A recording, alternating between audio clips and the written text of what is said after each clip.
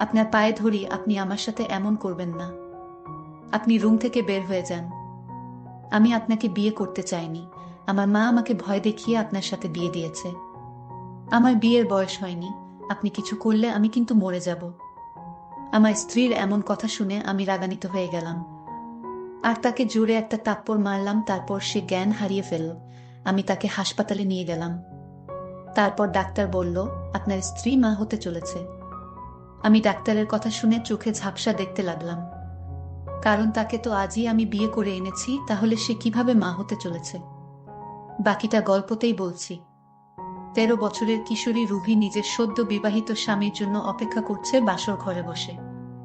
ভয়ে তার গলা শুকিয়ে আছে রীতিমতো। গুন্ডা ছেলের সাথে বিয়ে দিয়েছে তার পরিবার, এসব তার বড় বোন থেকে শুনেছে রুভি। লাল টুকটুকে শাড়ি পরে আছে মেয়েটি। এই শীতের মধ্যে রীতিমতো ঘেমে যাচ্ছে। তখনই কারো পায়ের আওয়াজ পেল সে। হাত পা আরো গুটিয়ে বসল। দরজা আটকানোর আওয়াজ পেয়ে ভয়ে বুক ধুকধুক করছে। এইভাবে হাত পা লুকিয়ে সেজে বসে আছো কেন? লোকটার গম্ভীর পুরুষালী আওয়াজে মাথা তুলে তাকায় রুভি তার দিকে। তবুও মুখ দিয়ে কোনো আওয়াজ বের করে না। রুভিকে কোনো কথা বলতে না দেখে বিরক্ত হয়ে যায় মুন্না। এই মেয়ে, কি বলছি কথা কানে যায় না তোমার? মুন্নার চিৎকারে ভয় পেয়ে এক লাফে খাট থেকে নেমে যায় রুভি। খাট থেকে এইভাবে নামতে গিয়ে পাশে থাকা টেবিলের সাথে পায়ে বাড়ি খায় সে। ব্যথায় হালকা চেঁচিয়ে ওঠে। উপর হয়ে পা ডলতে থাকে রুভি, আর তখন মাথা থেকে ঘোমটা খুলে যায়। শীতকালে সামান্য আঘাতেও অনেক ব্যথা পাওয়া যায়। মুন্না রুভিকে দেখে অবাক হয়ে তাকিয়ে আছে। রুভি কান্না করছে ব্যথা পেয়ে। একে তো ভয় পেয়েছে অনেক, তার উপর ব্যথা। এই মেয়ে, তোমার বয়স কত? উত্তর না দিলে মেরে ফেলবো। আমার বয়স 13 হবে 9 তারিখে। রুভির উত্তরে হা করে তাকিয়ে আছে রুভির দিকে মুন্না। রুভি ভয়ে ভয়ে মাথা নিচু করে দাঁড়িয়ে আছে। তোমার বয়স মাত্র 13? 13 বছরের পিচ্চি হয়ে নিজের থেকে এত বড় বয়সে এক লোককে কিভাবে বিয়ে করতে রাজি হলে? নাকি আমার টাকা দেখে তোমার আর তোমার পরিবারের কাছে আমার বয়সটা ম্যাটার করে না? মুন্নার এই কথা রুভির কানে পৌঁছাতেই মেয়েটা চোখ তুলে তাকায়। গোল গোল চোখ গুলা দিয়ে মুন্নাকে দেখে যাচ্ছে। এইভাবে মুন্না তাকে আর তার পরিবারকে অপমান করতে পারবেন না। মুন্না ও প্রচন্ড রেগে আছে। তার সাথে কিনা এইরকম পিচ্চির বিয়ে হয়েছে। নিজের মা আর বাবার উপর প্রচন্ড রাগ হচ্ছে তার। সবকিছু তছনছ করে দিতে ইচ্ছে হচ্ছে। একদিকে ওর ভালোবাসা ওকে ছেড়ে অন্য কাউকে বিয়ে করলো, আর তার বাবা মা মিথ্যে বলে আরেক এই মেয়ের সাথে বিয়ে দিল। 13 বছরের মেয়েকে 19 বছরের বলে তার ঘাড়ে চাপানো হলো। এইভাবে আপনি আমাকে অপমান করতে পারেন না। আপনার মতো বুইড়া রাক্ষসকে আমি নিজের ইচ্ছায় বিয়ে করি নাই। আমার মতো পিচ্চি কি আপনাকে বিয়ে করতে চাইবে? আর আমার বিয়ের বয়স হয়েছে? ওই রুনা আন্টি আমার বাবা মাকে ভয় দেখিয়ে আপনার সাথে আমার বিয়ে দিল। এই মেয়ে, এই এত কথা বলার সাহস কই পাস? চুপ থাক, না হলে তোকে যে কি করব। মুন্নার আগে হিতাহিত জ্ঞান শূন্য হয়ে গেছে। এইদিকে রুভি ভয়ে দাঁড়িয়ে থাকতে পারছে না। রুভির প্রচন্ড ঘুম পাচ্ছে, মুন্নার জন্য সে ঘুমাতেও পারছে না। মুন্না আবার রুমের বাহিরে চলে গেল। মুন্না চলে যাওয়ায় হাফ ছেড়ে বাঁচল সে। রুভি মুন্নাকে গালি দিতে দিতে শুয়ে পড়ল। শোয়ার সাথে সাথে ঘুমিয়ে পড়ল রুভি। মুন্না ছাদে বসে বসে ভাবছে, এই পিচ্চি মেয়ের সাথে আমার বিয়ে দিল কেন? এইটা কিভাবে মানবে যে তার বউ এক বাচ্চা মেয়ে? তার মা কেন করলো তার সাথে এমন? রাত 3টার কাছাকাছি মুন্না রুমে ঢুকে গেল। খাটের দিকে তাকিয়ে দেখতে পেল কি সুন্দর এক অপরূপা মেয়ে ঘুমিয়ে আছে। মনে হচ্ছে মেয়েটি নিষ্পাপ। ঘুমের মধ্যে শ্বাস নিতে কষ্ট হওয়ায় চোখ খুলে তাকায় রুভি। মুন্নাকে দেখে ভয় পেয়ে যায় সে। রুভি বলল, আপনি এখানে কেন? আপনি বাহিরে যান। আমি বাহিরে যাব কেন? তুমি তো আমার ঘরের বউ। দেখুন আমার বয়স কম, আপনি বাহিরে যান। রুভি এখনো বিশ্বাস করতে পারছে না তার সাথে কি হতে যাবে। তবে রুভি এসবের জন্য মোটেও প্রস্তুত না। ভয়ে কান্না করতে লাগলো। মুন্নার কাছে রিকোয়েস্ট করতে লাগলো, আপনি চলে যান এখান থেকে। আপনার পায়ে পড়ি, আপনি চলে যান। মুন্না তখন রাগে ঘর থেকে বের হয়ে গেল। মনে মনে বলল, এভাবে কতদিন বের করে দিবে ঘর থেকে? কাল তোমার দেখার আছে। অন্যদিকে মুন্নার বাবা মা নিজেদের মধ্যে কথা বলছে। তুমি এই কাজটা একদম ঠিক করো নাই হালিমা। এইটুকু একজন মেয়ের সাথে মুন্নার বিয়ে দেওয়া একদম উচিত হয় নাই। এখন পুলিশ কেস হলে মুন্নার কি হবে ভাবতে পারছো? সামনে ইলেকশন, এখন যদি শুনে নেতা মুন্নার স্ত্রী একজন বয়স কম, তখন কি হবে? দূর রাশিদ, তুমি চিন্তা করো না। রুবির স্কুল থেকে বার্থ সার্টিফিকেটে ওর বয়স বাড়িয়ে 18 করা হয়েছে। কেউ কিছু জানবে না। আর মুন্না, সে সত্যি জানার পর কিভাবে রিয়েক্ট করবে আমরা জানি না। ও কি জিনিস তুমি ভুলে গেছো কিভাবে? সাপের বিষদাঁত কিভাবে ভাঙে তা আমি খুব ভালোভাবে জানি রাশিদ। আর ও তো আমার সন্তান, আমি সব ঠিক সামলাতে পারবো। রুবিকে কেন আমি মুন্নার বউ বানিয়েছি এটা নিশ্চয়ই তোমার অজানা নয়। তোমার পরিকল্পনা তুমি ভালো জানো হালিমা। আজ অবধি আমি কি বুঝতে পেরেছি তোমাকে? মিস্টার রাশিদের কথায় রহস্যজনক হাসি দেয় হালিমা। গুড নাইট রাশিদ, কাল বাকি কথা হবে, এখন ঘুমাও। আর তোমার আদরের ভাগ্নি তো আমার, ও তাই না, ওর কোনো ক্ষতি হবে না। এটাই ভালো। তুমিও জানো রুভি আমার জন্য কি। ওর কিছু হলে বুঝতেই পারছো। শুভরাত্রি। মুন্না রুভির রুম ছেড়ে অন্যদিকে ঘুরে বেঘরে ঘুমাচ্ছে। রুভির চোখ দিয়ে পানি গড়িয়ে পড়ছে। মেয়েটা কেমন নিশ্চুপ হয়ে আছে। কাঁদতে কাঁদতে এক পর্যায়ে রুভিও ঘুমিয়ে গেল। সকালবেলা 11টা নাগাদ মুন্নার ঘুম ভাঙল। সকাল বললে ভুল হবে তার। উঠে নিজের চোখ ডলে সাইডে রাখা ড্রেসিং টেবিলের দিকে তাকায় সে। আয়নায় তাকিয়ে অবাক হয়ে যায় মুন্না। মেয়েটা নিষ্পাপ শিশুর মতো ঘুমাচ্ছে। কিন্তু আমার রাতে তেমন ঘুম হয় না। সবারই ইচ্ছা থাকে এমন একটা রাতের আশায়, কিন্তু আমার কপালে কি যে জুটল। আমার কিছুই ভালো লাগছে না। একদিকে না পাইলাম নিজের ভালোবাসার মানুষকে, অন্যদিকে বিয়ে হওয়ার পরও আমার কপালে সুখ নেই। কারণ 13 বছরের মেয়ের কেমন বুদ্ধি থাকবে, বা সে স্বামীর মর্ম কি করে বুঝবে? আমার দুঃখ কষ্ট সে কি বুঝবে? কখনো না। আমি একটা হতাশার মধ্যে পড়ে গেলাম। আমি এখন কি করব তাই ভাবছি। আমি আমার মায়ের কাছে গিয়ে জিজ্ঞেস করলাম, মা তুমি এই পিচ্ছি মেয়ের সাথে আমাকে কেন বিয়ে দিলে? বিয়ে দেওয়ার আগে আমার মতামতের কথা তোমরা একবারও ভাবলে না। আমার ভালো মন্দ পছন্দ অপছন্দ বলতে কিছু আছে তো? মা তখন উত্তর দিল, তোর মতো এমন বেকার ছেলের কাছে কে বিয়ে দিবে?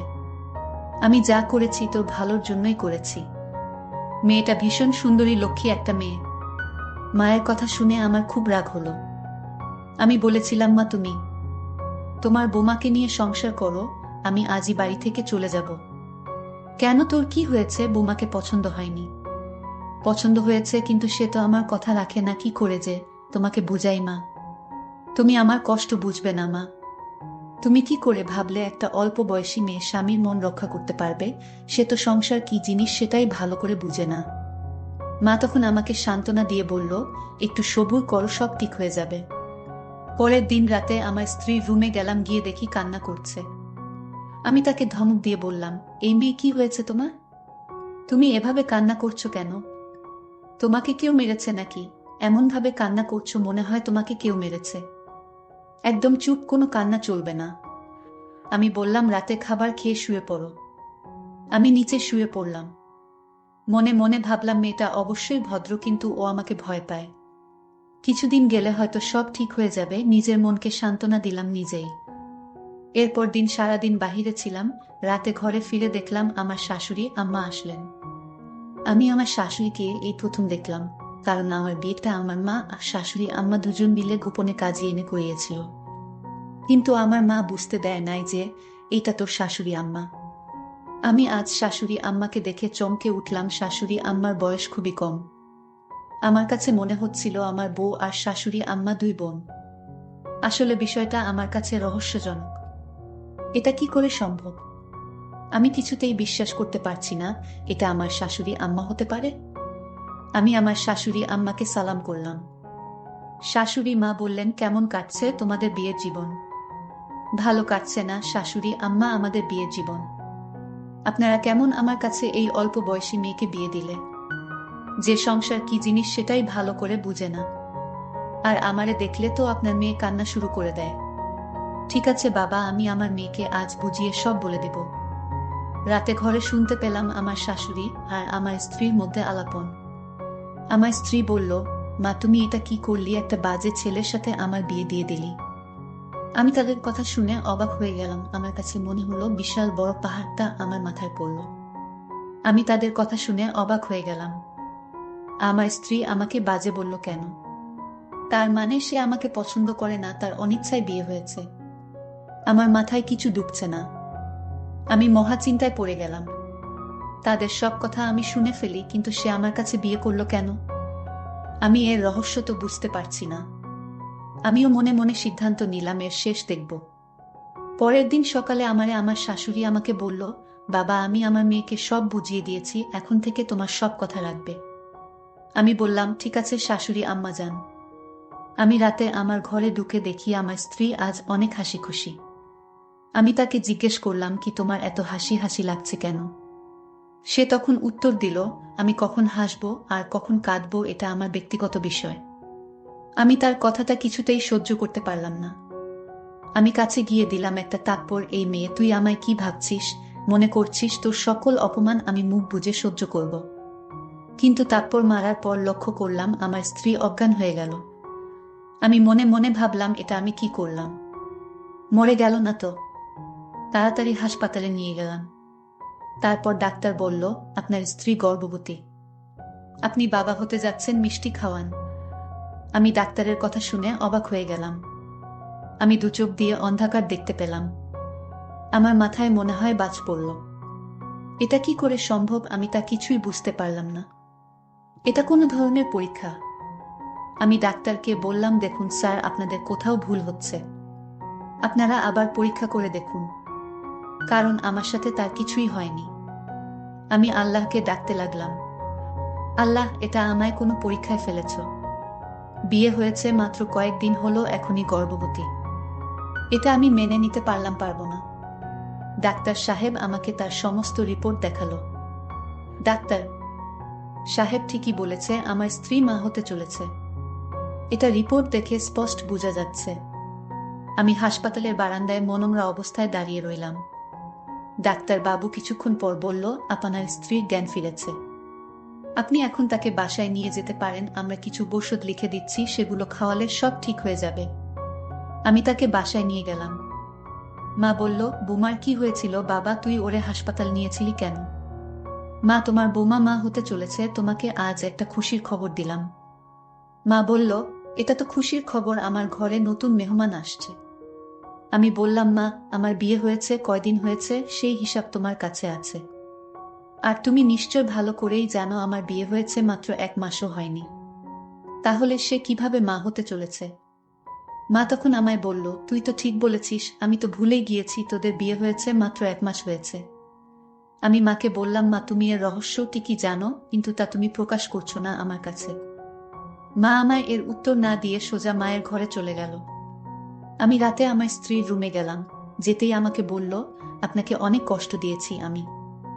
আপনি আমাকে মাফ কইরা দিয়েন, কারণ আমার কি হতে কি হয়ে যায় সেটা বলা যায় না। সে বলল, আজ আমার একটা কথা রাখবেন। আমি বলেছিলাম, কি কথা? আমার স্ত্রী বলল, আজ আমি আমার নিজ হাতে আপনাকে ভাত খাইয়ে দেয়। আমি বলেছিলাম, হঠাৎ এত দরদ কোথা থেকে আসলো তোমার? এখন তুমি আমাকে ভয় পাও না?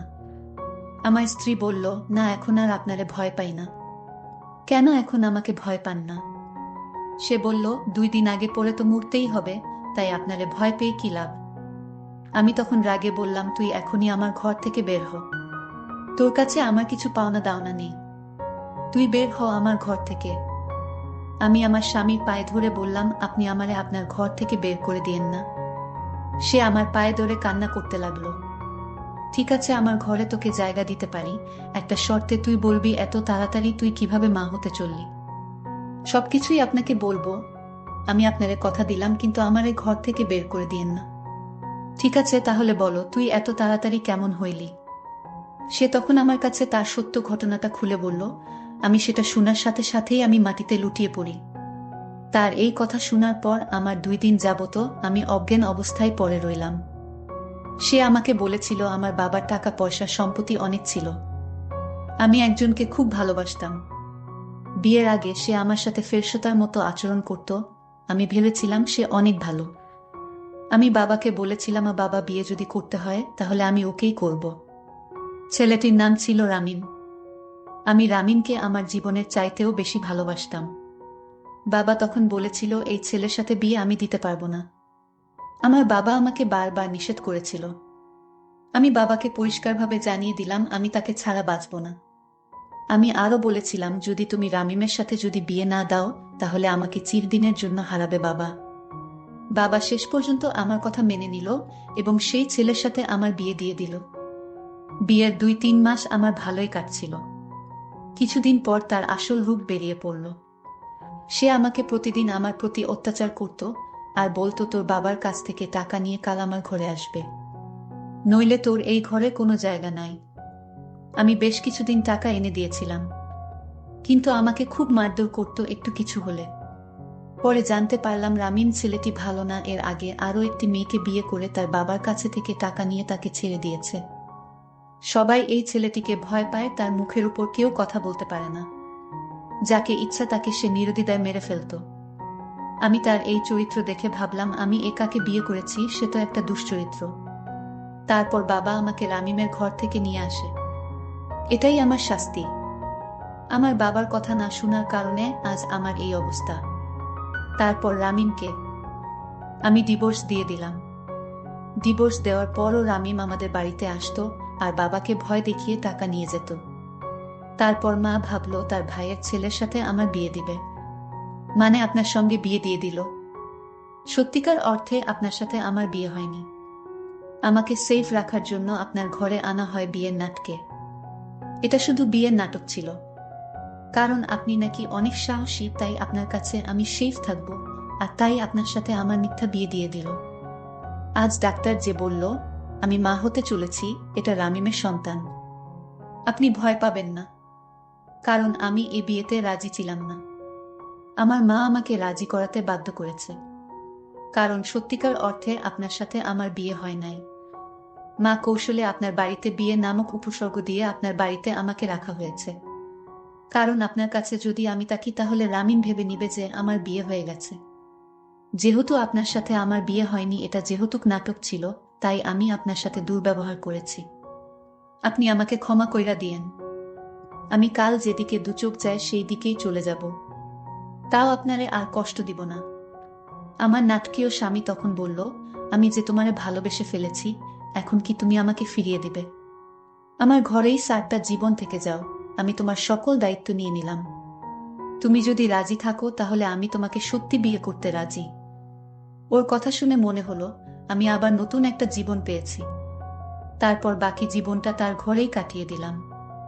বন্ধুরা, গল্পটি কেমন লাগলো তোমরা কমেন্ট করে জানিয়ে দিও।